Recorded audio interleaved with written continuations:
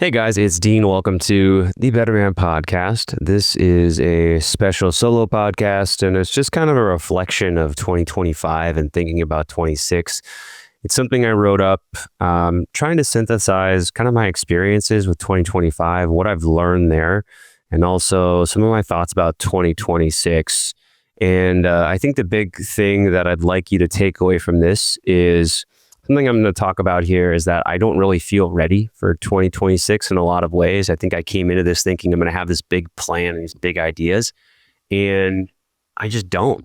And so hopefully if if you don't really know what 2026 is going to look like, if you haven't thought it out all the way yet, I'm here to say, well, I haven't either. But maybe if you do a little bit of reflection, and this is kind of what I've realized just going through this process of reflecting here, that maybe you're more ready than you think.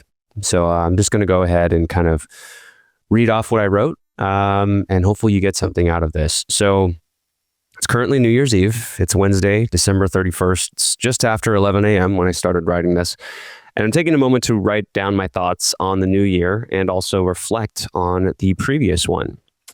At the moment, I'm pretty frustrated. I feel like I'm really not ready for 2026. I know that I've done a lot of stuff to get ready for 26. I've did a whole new workout series for January, which I'm excited to see how that goes and how it's received.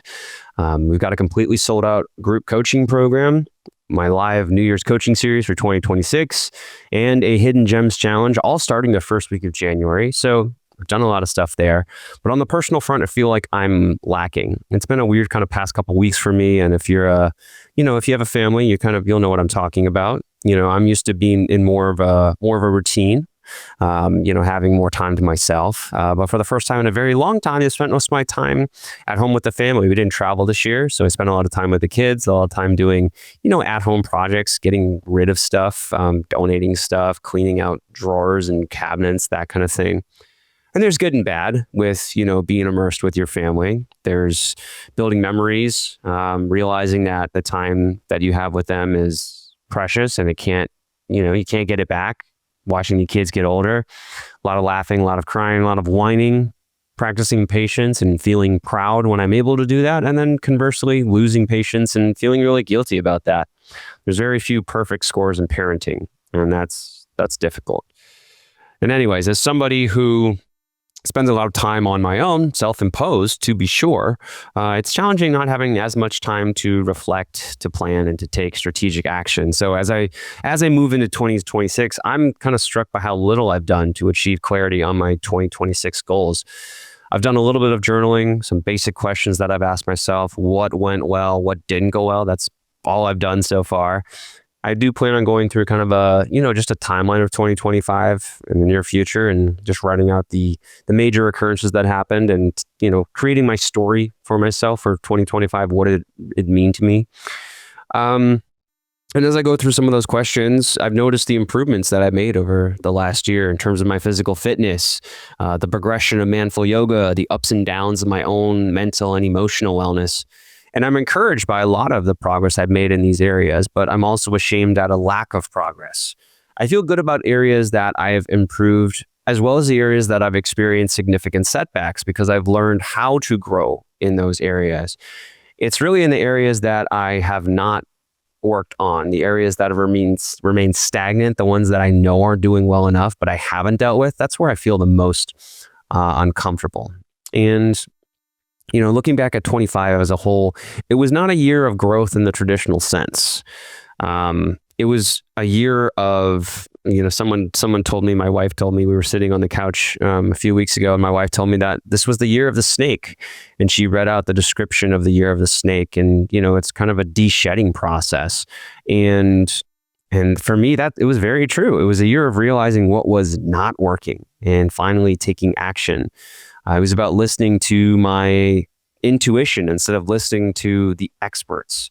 Just taking an honest look at what I was doing and realizing that I was keeping myself busy and trying to do more, not because it was working, but because it created this sense of control over the future for me. So this year I eliminated partnerships that I've had for years. I bailed on a major initiative shortly after it started. I actually lost about $20,000 in the process because I trusted my gut instead of waiting for another few months of data and spending money on ads, because I chose, you know what, I could do the 3 months and I could confirm that it's not going to work, or I could just trust my gut and say it's not going to work now and get out. And I'm really proud of that decision, by the way. But since September, since one of the Be the Better You, not Be the Better You, but a Mindful Yoga Wellness Weekend in September, that was like the starting point. I think in August, and where I really started to realize, I'm doing a lot of stuff just to stay busy and it's not working. And I've been doing this for years now, and it's time to stop, just spinning my wheels and focus on the things that are working.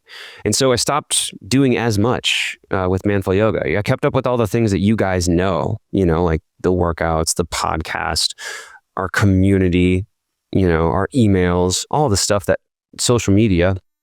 But I stopped doing a lot of the other stuff behind the scenes that you guys might not know about. And because of that, because I, did less with Mindful Yoga and with professionally, it created an opening for other types of stress to slip in. And this is where kind of existential anxiety slipped in. October through December was plagued by almost constant anxiety. And I'm not talking about anxiety where you're just like, oh, I'm a little worried, but these were, panic attacks that prevented me from eating, that prevented me from being present, that kind of left me feeling like a shadow automated version of my normal self. And it was, it was rough. It gave me a chance to realize more about myself, albeit in an incredibly inconvenient way. I learned that I could rely on my wife more than I thought previously, that I could, that I could be extremely vulnerable. I was reminded of the power of courageous vulnerability, which I shouldn't have forgotten, because I, literally got a huge tattoo on it on my forearm to remind myself of that on a constant basis. And I realized that even though I wasn't as functional as I wanted to be, I had a team that could help support everything and keep it running, that I had a community who was supportive of me during the process, who were even appreciative of my transparency and honesty about my own struggles, instead of pretending that it was all perfect and that I had to operate at 100% no matter what. And I also realized that a lot of my personal foundation stayed intact. And by personal foundation, I mean like the things that I've already built for myself that I do without really thinking about them. These are things that, lifting weights 2 to 3 times per week, noticing that I was getting stronger there, my flexibility getting better. If I look back at the past year and I look at where my knees, my shoulders, my back, my feet were, those areas have all improved tremendously. So I'm getting stronger. I'm continuing, I'm practicing gratitude. I'm remembering the importance of pausing and breathing throughout the day, of walking, just these little things that have been really helpful, that are kind of the foundation, things that stay in place when things get really tough. So for me, I'm kind of looking ahead at 2026 in somewhat of a raw state. And I think of myself kind of as a piece of artwork that got too fancy and had to be, taken back, or like I had to delete some because I was building it out too quickly and it wasn't working, or maybe like a poorly executed remodel of a house that needed to be gutted and undone before it was actually built. Maybe it wasn't planned properly. Maybe it just didn't work out the way that it was supposed to, but that's kind of how I feel. And so I'm kind of raw, but also, remembering the things that really work, and the things that are important. So I'm excited about improving the essentials, continuing to do the basics, and then also venturing into areas that I haven't explored much. Ultimately, I'm feeling pretty overwhelmed about 26 and all of these things in front of me. And maybe it's because I feel like maybe it's because I'm compelled to solve everything quickly, which is just kind of who I am. I just, I want to fix things as quickly as possible. And I just don't know how to do it. So, it just feels like an overwhelming task.